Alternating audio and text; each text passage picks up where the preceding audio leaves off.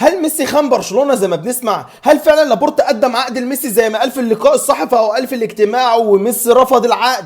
هل فعلا ميسي كان طالب طلبات اعجازيه خلت اداره لابورتا مش قادره ان هي تجدد لميسي؟ خليني احكي لك كل اللي حصل في تجديد عقد ميسي لكن بعد الصلاه على النبي. وخليني اقول لك برضو ان الكلام ده مش من عندي، بالعكس ده الكلام ده من الصحفي جوليان بلاجي في كتاب سيره ميسي الذاتيه. خليني احكي لك تفاصيل العقد بس مش عاوز اجيبك من اول خالص، من ساعه ما بارتيميو بدا ان هو يغرق النادي في الديون واصبح النادي سقف الرواتب فيه 500%. لا خليني احكي لك بس تفاصيل اللي حصلت في عقد ليونيل ميسي وازاي ميسي ما قدرش ان هو يجدد. في البدايه كده ان اول كلمه تمت من خورخي ميسي ان هي لقد خدعوني. يعني ايه قد خدعوني؟ او مين اللي خدعك او ايه اللي حصل؟ في بدايه تقدم لابورتا الانتخابات لما رشح نفسه لرئاسه برشلونه بص لميسي وقال له فاقدم لك عقدا لن تتنازل عنه. طبعا ده كان كلام لابورتا في فتره الانتخابات ان هو هيجدد لميسي وهيدور على المشاكل ويحاول وحاجات كتيره جدا اللي احنا بنشوفها في حملات الانتخابيه اللي بتحصل في مجلس الشعب عامه. هنا هو ده بالظبط اللي عمله لابورتا مع ميسي. قبل ما خورخي ميسي يروح للابورتا النادي علشان يتكلم في تفاصيل عقد ليونيل ميسي الجديد، حصل اتصال بينه وبين ليونيل ميسي قال له ان انا هروح للابورتا عشان احنا نجدد العقد. فبعدها على طول ليونيل ميسي اتكلم كون اجويرو قال له ان انا محتاجك في الغرفه بالليل علشان تصورني صوره لان تقريبا هجدد عقد خلاص مع برشلونه. علشان بعدها على طول يطلع خورخي ميسي من عند لابورتا ويقول الكلمه الشهيره لقد خدعوني. خورخي ميسي اتفاجئ جدا وما لقاش اي عقود عشان يوقعها مع اداره لابورتا، ولقى ان النادي خلاص بيتفكر ان هو ما يكملش مع ليونيل ميسي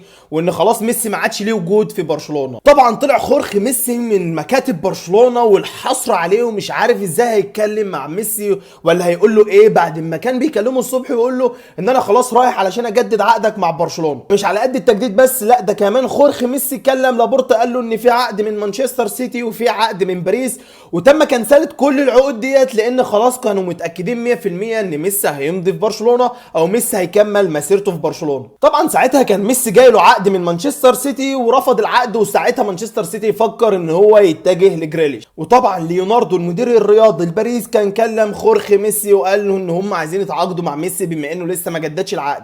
وساعتها طبعا خورخي ميسي رد عليه قال له مفيش اي مجال للمفاوضات وما ينفعش ان ميسي يطلع من برشلونه وكلام كتير كده يحسسك ان المجد هيفضل مكمل في برشلونه. لكن بعدها على طول لما حصل الكارثه وحس ان لابورتا خدعه وساعتها ما كانش مفكر في حاجه غير ان انا دلوقتي بعد ما وقفت كل العقود اللي كانت جايه لميسي ديت هتكلم معاهم ازاي ولا هكلم ليوناردو ازاي. لكن ليوناردو قبلها طبعا كان باعت لخورخي ميسي وقايل له رقمي معاك في اي وقت ممكن ان انت تتواصل معايا لو حصل اي حاجه جديده. وطبعا خورخي ميسي ما اتكلمش مع ليو لحد ما ليو قدر ان هو يحقق بطوله الكوبا. وبعد ما ليو رجع لبرشلونه اتكلم معاه وصدموا بالخبر الصاعق ان اداره لابورتا خدعتني ومفيش ليك اي عقود للتجديد ومفيش نيه لتجديد برشلونه معاك. طبعا الخبر وقع كالصاعقه على ميسي وما كانش قادر انه يتكلم، لدرجه ان بعدها بكام يوم كلم خورخي وقال له ان انا بقالي ايام كتير عمال اعاني من الارق والالم ومش قادر ان انا استوعب اللي حصل معايا من اداره برشلونه، او مش قادر ان انا استوعب بعد حتى لما قلت ان انا هجدد وهتنازل عن نص قيمه العقد بتاعي وهجدد ب 50% بس حصل معايا كل ده. طبعا ساعتها كان فاضل ايام قليله جدا على نهايه سوق الانتقالات وبدا يحصل حاله من الذعر لميسي وخورخي ميسي مش عارفين هيعملوا ايه من الفريق اللي هيتعاقد معاه بعد ما رفضوا مانشستر سيتي ورفضوا باريس كذا مره. علشان يطلع خورخي ميسي يتكلم معاه ويقول له خلاص انا هكلم المدير الرياضي لنادي باريس سان جيرمان ليوناردو لانه كان قال لي ان انا ممكن اتكلم معاه في اي وقت تاني. بعدها على طول خورخي ميسي ما كانش قدامه غير حل واحد بعد ما مانشستر سيتي تعاقد مع جريليش انه يكلم ليوناردو المدير الرياضي لنادي باريس. على طول بعت رساله ليوناردو قال له يمكننا التحدث اذا اردت. طبعا ليوناردو ما كانش مصدق اللي هيحصل واتصل عليه في ساعتها وقال له قد اسعدتني بهذه الرساله. علشان بعدها على طول خورخي يرد عليه يقول له عاوزين ان احنا نتقابل علشان نحط كل البنود والاساسيات اللي ممكن تتم في عقد ميسي وابعت لك المحامي علشان يخلص كل البنود. وطبعا بعدها على طول خورخي ميسي بعت ميسي وقال له سأنهي الامور مع ليوناردو واعود الى منزله. واول ما خورخي عرف ميسي اللي حصل وانه خلاص هيمضي مع باريس، ميسي قال لك على طول بدات اشعر بضيق النفس والتوتر وما كنتش عارف هعمل ايه، لحد ما جاله والده تاني وقال له خلاص اهدى واكيد هيبقى في حياه تاني بعد برشلونه. ساد الحزن طبعا على بيت ميسي وعلى الخبر اللي نزل كالصاعقه على ميسي وعلى انطونيلا، وبداوا يفكروا ازاي يعرفوا الاطفال ان هم خلاص هيسيبوا برشلونه ويروحوا لباريس سان جيرمان. وطبعا من ضمن كلام ميسي قال لك ان الخبر هيكون صعب جدا على تياجو انه يسيب برشلونه بعد ما كان حياته كلها في برشلونه. وطبعا ليوناردو راح اخبر بوتشيتشينو ان هم خلاص هيتعاقدوا مع ميسي، فبوتشيتشينو استغرب كده، قال له بجد هنتعاقد مع ميسي؟ قال له اه هنتعاقد مع ميسي. واصلا ليوناردو كان مخلص كل حاجه مع خورخي، علشان ساعتها على طول بوتشيتشينو يكلم ليونيل ميسي يقول له احنا محتاجينك فعلا في باريس، يا ريت ان انت تمضي معانا. لكن في وسط الاخبار دي كلها كان في نادي تاني عاوز يتعاقد مع ميسي وهو اتلتيكو مدريد.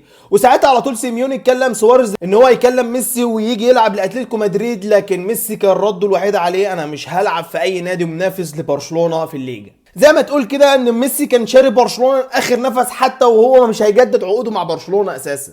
يعني ميسي فعلا ما خانش برشلونه، بالعكس ده لابورتا هو اللي خان ميسي. وطبعا ميسي بعد ما كلم بوتشيتشينو وبدا ان هو يكلم اللعيبه وكلم نيمار كلمه وقال له ان انا ممكن اتنازل عن الرقم 10 ليك، لكن ميسي رفض طبعا وقال له ان هو هيرتدي رقم 30. وطبعا تفاصيل عقد ميسي مع باريس سان جيرمان ان هو كان هيتقاضى 358 مليون يورو، ضعف اللي كان هيتقاضيه مع نادي برشلونه اللي هو 138 مليون يورو. لكن طبعا في الناحيه الثانيه لابورتا علشان يخرج نفسه من القصه دي وما يتحطش قدام ضغوطات، كلم ليونيل ميسي وطلب ان هم يعملوا لقاء صحفي توديعا لميسي. وطبعا ميسي قال لك اول ما بدا المؤتمر الصحفي وانا رايح على المنصه عشان اتكلم حسيت ان انا زي الجندي المهزوم مش قادر ان انا اتكلم، عمال ابص للحشد اللي قدامي واقول هل فعلا انا هسيب برشلونه؟ هل فعلا انا بحلم؟ ايه اللي بيحصل؟ ايه اللي خلاني اسيب برشلونه؟ لحد ما طلع يتكلم وقال ان انا هتكلم من قلبي، وبدا ان هو ينفجر في البكاء فعلا ساعتها، وشفنا اللي حصل في المؤتمر الصحفي. والحل الوحيد فعلا ان احنا كنا نشوف برشلونه ما بعد ميسي، وهو ده اللي شفناه فعلا. وكان كده كده اصلا في الاساس هيجي اليوم اللي ميسي فيه هيسيب برشلونه، فكان لازم يجي اليوم ده. وكويس ان هو جه في فتره زي ديت، لان حرفيا النادي كان متهالك وغارق في الديون. وده طبعا كان رايي، ومستني رايك في التعليقات تحت، واتمنى ان يكون الفيديو عجبك. سلام.